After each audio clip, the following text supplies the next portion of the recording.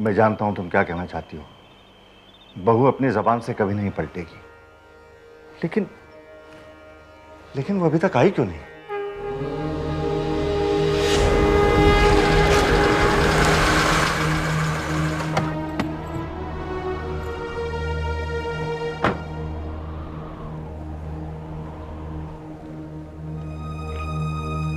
बेटा, अब की बार नवरात्रि में मैं देवी माँ से तुम्हारी खुशी के लिए, तुम्हारे सुख के लिए प्रार्थना करूंगा।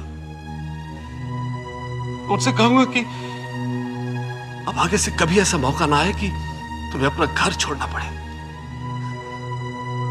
तुम्हें जिंदगी की सारी खुशियां मिले बेटा, तुम्हारी सारी इच्छाएं पूरी हो जाए।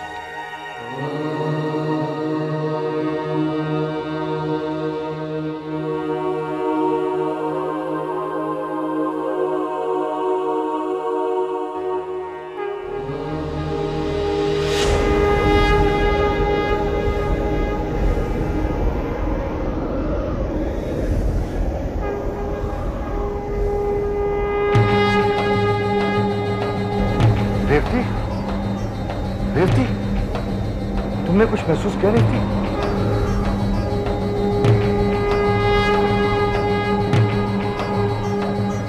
एक हवा का झोंका आया, मन शांत हो गया। एक आहट सी हुई, सारी चिंताएं दूर हो गई। इसका मतलब है कि हमारी बहू आ गई। रेवती, रेवती, हमारी बहू आ गई। हमारी बहू आ गई रेवती, हमारी बहू आ गई। अरे बहू, आ गए तुम? मैं और रेवती कब से तुम्हारा इंतजार कर रहे थे। अरे वहां क्यों खड़ी हो? आओ चलकर रेवती से मिल लो। बहू, वहीं रुक जाओ। अपने बढ़े हुए कदम पीछे कर लो, वरना अनर्थ हो जाएगा।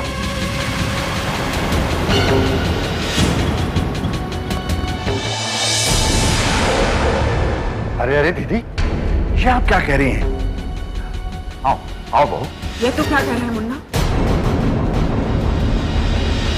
ये घर है, कोई सराय नहीं। जब जिसका जी आए मुंह उठा के चला जाए और जब मन आए वापस लौट आए। गायत्री बिना इजाजत इस घर से बाहर तो गई थी, लेकिन बिना इजाजत इस घर में दाखिल नहीं हो सकती। गायत्री को घर में आने की इजाजत मैंने दी थी दीदी।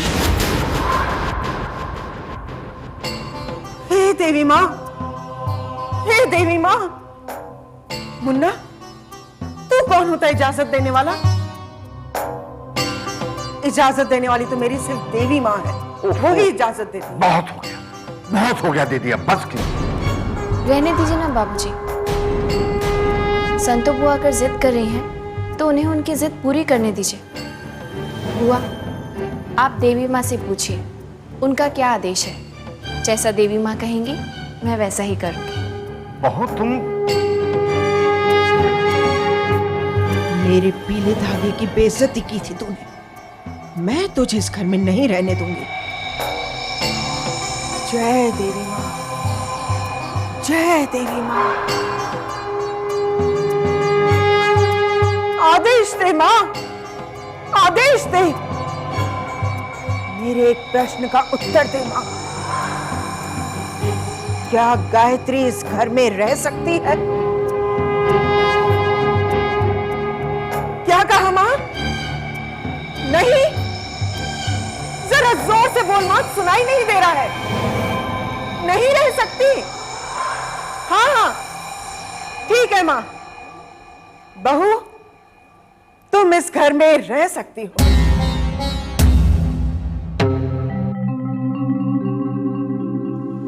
चलो बोला। अंदर कहां जा रही हो?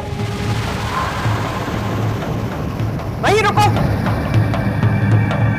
दीदी, अभी अभी तो आपने कहा कि बहू घर में रह सकती है। नहीं नहीं, मैंने कहा बहू घर में रह सकती है।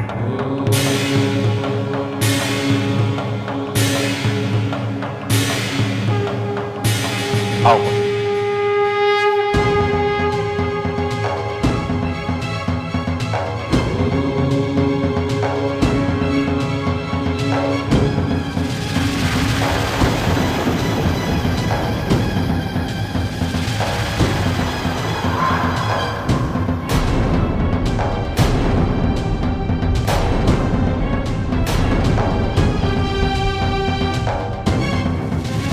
मैं तो गायत्री को घर से बाहर निकालना चाहती थी, लेकिन मैंने उसका उल्टा किया। ये क्या कर दिया मैंने? ये कैसे हो सकता है? अगर विक्रम ने गायत्री को मार डाला है और वैष्णवी कुछ साल पहले ही मर चुकी है, फिर विक्रम के घर में गायत्री बनकर जो औरत मौजूद है वो कौन है? मॉम, आप अभी तक उसी चक्कर में पड़ी हो। बेटा, कुछ बातें तुम्हारे समझ में। मॉम, वैष्णवी जिए या मरे उससे हमें क्या? आपका मकसद ये है कि विक्रम की जिंदगी से गायत्री को हटाकर उससे मेरी शादी कराना। So you think about that. ये सारी बातें इतनी आसान नहीं है मलिका। अगर गायत्री जिंदा है तो तुम्हारी शादी विक्रम के साथ नहीं हो सकती, और अगर हो भी गई तो भी वो गैर कानूनी होगी। Mom, I think you getting confused.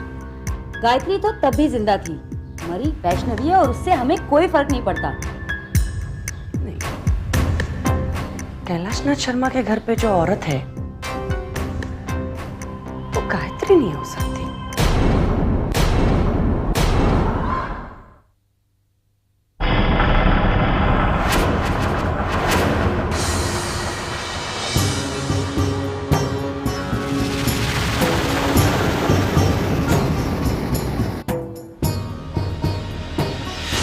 क्या हुआ? वापस आ गई? मामी ने घर से निकाल दिया होगा, है ना? शादी के बाद लड़की का घर उसका ससुराल होता है विक्रम। किसकी शादी? तुम्हारी? तुमसे किसने शादी की? हाँ? तुम एक बात समझ क्यों नहीं लेती? तुम्हारी जरूरत किसी को नहीं है, ना इस घर में तुम्हारी जरूरत है, ना ही तुम्हारे मामी के घर में। तुम वापस क्यों नहीं चली जाती जहां से तुम आई हो? चली जाऊंगी विक्रम, लेकिन तुम बाबूजी को क्या जवाब दोगे? क्या बताओगे उन्हें? कहाँ गई उनकी बहू गायत्री? एक बात समझ लो विक्रम, जब तक मैं इस घर में हूं, बाबूजी की गायत्री यहाँ है। एक बार मैं चली गई तो बाबूजी की गायत्री को कहाँ से लाओगे? ला सकोगे? मैं तुम्हारे झांसे में नहीं पड़ने वाला। तुम मेरे साथ खेल खेल रही हो, और मैं जान चुका हूं तुम मुझे सिर्फ परेशान करने आई हो। मेरे इर्द गिर्द तुम मायाजाल बुनना चाहती हो, मुझे डराना चाहती हो, लेकिन मैं डरने नहीं वाला। I'm not going to be scared of you. It's only a hallucination. मैं तुमसे डरने नहीं वाला। Got it? एक मिनट विक्रम, मेरी बात मान लो विक्रम। नवरात्रि आ रही है, एक बार तुम भी देवी माँ से माफी मांगकर देख लो। मुझे पूरा यकीन है वो तुम्हें जरूर माफ कर देंगे।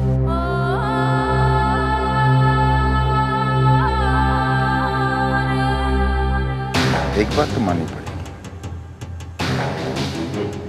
तुम भी गायत्री की तरह देवी माँ की सच्ची भक्त हो। वो भी 2-2 रुपयों में बिकने वाली तस्वीरों और मूर्तियों पर विश्वास करती थी। लेकिन क्या हुआ? जब वो पहाड़ से गिरी तो उसे बचाने कोई नहीं आया। मुश्किल से उसकी एक छोटी सी चीख सुनाई। तो अगर गायत्री जैसे परम भक्त की रक्षा तुम्हारी देवी माँ ने, तो वो मुझे क्या सजा देगी?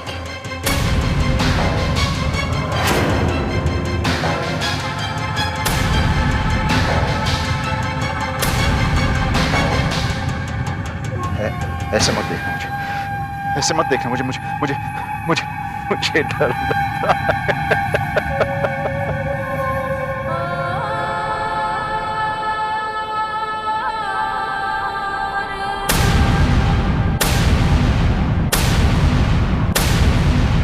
तुम क्या जानो विक्रम, जब गायत्री पहाड़ से गिरी थी तो क्या हुआ?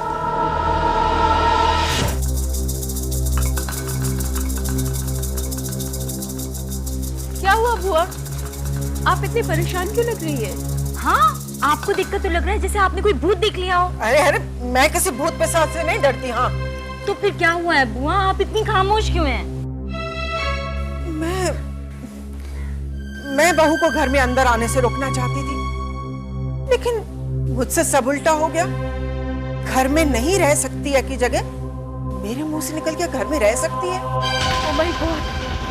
अब कल रात से बैठी मैं यही सोच रही हूँ कि मुझसे ऐसा कैसे हो गया। बुआ, उसने आप पे भी जादू टोना शुरू कर दिया है। मम्मी पापा के बाद अब आप भी गायत्री के जादू में फंस गई हैं। क्या? ए लड़कियों, तुम ये क्या बात कर रही हो? हाँ, कुछ नहीं संतो बुआ, अब देखिएगा आप भी गायत्री की गुणगान करना शुरू कर देंगी। बुद्धि भ्रष्ट हो गई है तुम दोनों की। मैं क्यों गायत्री के गुणगान करने लगी? हे देवी माँ, सुन लिया देवी माँ, तू तो जानती है देवी माँ, तेरी संतो तेरे अलावा किसी और को नहीं मानती। आप मानोगी बुआ? अरे वो कैसे? बहू ने कोई मुझ पे जादू टोना किया है क्या? बुआ जी, बात अब समझ में आई आपकी। अच्छा, तो ये बात है। अब समझी कल रात को हुआ क्या था। बहू ने मुझ पे जादू किया ताकि मैं वही बात कहूँ जो वो चाहती है। बुआ, उसने ऐसा ही मंत्र करके वासु को भी घर से निकलवा दिया था। अरे ऐसी की तैसी उसके जंतर मंतर की। अगर बहू ने मुझ पे जादू टोना किया ना तो पछताएगी। मैं ऐसे ऐसे तांत्रिक को जानती हूँ जो काल चक्र की रफ्तार बदल दे। गायत्री क्या चीज है? सच बुआ? तुम देखती जाना, संतो बुआ को अभी गायत्री ने जाना नहीं है। हाँ, जय देवी माँ।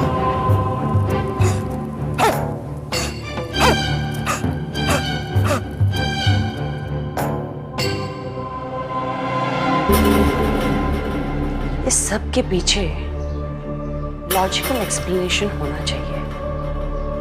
कहीं ये तो नहीं कि वैष्णवी और सत्यन मिलकर कोई खेल खेल रहे, मामा और भांजी? तो क्या इसका मतलब है कि सत्यन जानता है कि गायत्री मर चुकी है? ये नहीं हो सकता। इस बात को लेकर सत्यन खामोश नहीं रहता। मुझे सच्चाई का पता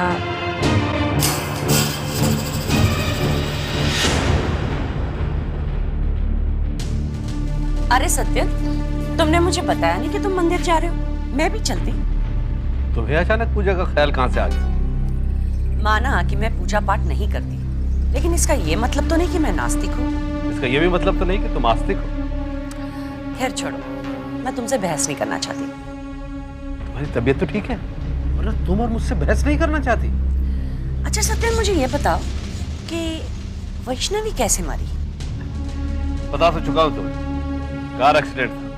वो अपनी फैमिली के साथ वैष्णो देवी के दर्शन करने जा रही थी। फिर गायत्री कैसे बच गई? What do you mean, Gayatri कैसे बच गई? नहीं, मेरा कहने का मतलब ये है कि ये भी तो हो सकता है ना कि वैष्णवी जिंदा हो और गायत्री। क्या मतलब था तुम्हारा? उनके साथ गायत्री को भी मर जाना चाहिए था। नहीं नहीं, मेरा ये मतलब नहीं था। मेरा ये मतलब था कि शायद वैष्णवी जिंदा हो। कामनी, क्या हो गया तुम्हें? मैंने अपने हाथों से उन लोगों का अंतिम संस्कार किया है। हाँ जानती हूँ, लेकिन ये भी तो हो सकता है कि शायद बॉडी आइडेंटिफाई करते वक्त कोई मिस्टेक हुई हो। शायद उसका शक्ल चेहरा खराब हो। किस मिट्टी की बनी हो तुम? किस मिट्टी की बनी हो? मैं जानता हूँ कि जुबान के अंदर हड्डी नहीं होती, फिसल जाती है, लेकिन दिमाग तो है, उसका इस्तेमाल किया करो कभी। इसमें इतना गुस्सा होने वाली कौन सी बात है? मैं तो सिर्फ जानना चाहती हूँ कि वैष्णवी जिंदा है या नहीं।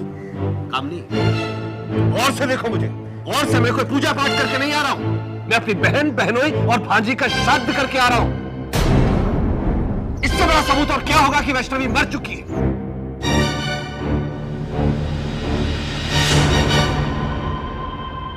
वैष्णवी जिंदा नहीं है तो विक्रम के घर पर कौन है?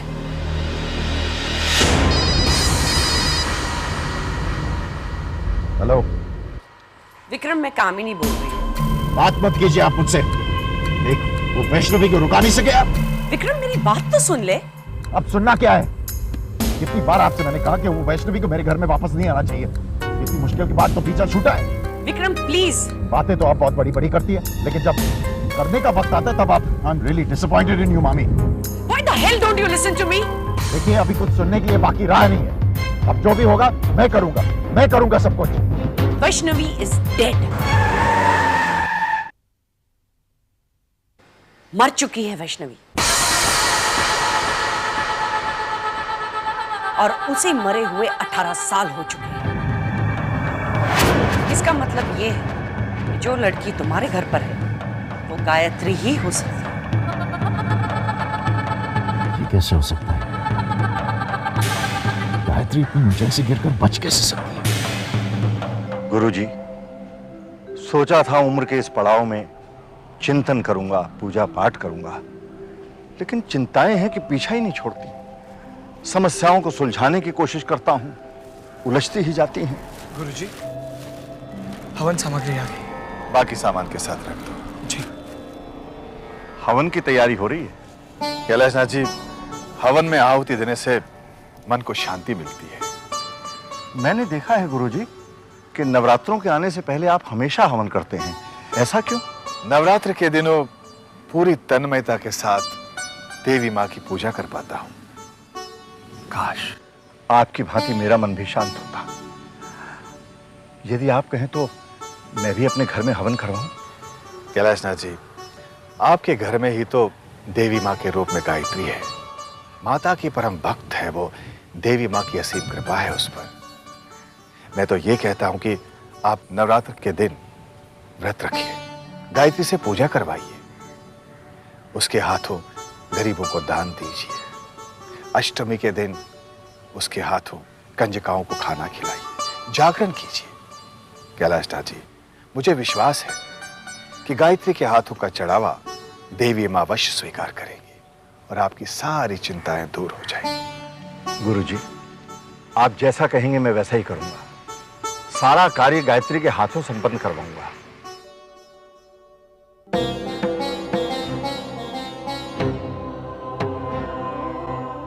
रेवती, रेवती, मैं गुरुजी से मिलकर आ रहा हूं। गुरुजी ने कहा है कि इन नवरात्रों में अगर हम दोनों व्रत रखेंगे और बहू के हाथों देवी माँ को चढ़ावा चढ़ाएंगे तो देवी माँ की कृपा से हमारे सारे कष्ट दूर हो जाएंगे। बहू, मैंने फैसला कर लिया है, इस बार हम नवरात्र बड़ी धूमधाम से करेंगे। पूजा पाठ दान सब कुछ करेंगे। तुम्हारी शादी के बाद ये पहले नवरात्र होंगे हमारे घर में, और अष्टमी के दिन शानदार जगराता होगा। मैंने फैसला कर लिया है, अष्टमी के दिन जगराता होगा और पूजा बहू के हाथ से संपन्न होगी। लेकिन बाबूजी, क्या बात है बहू? मैं जगराते में हिस्सा नहीं लूं।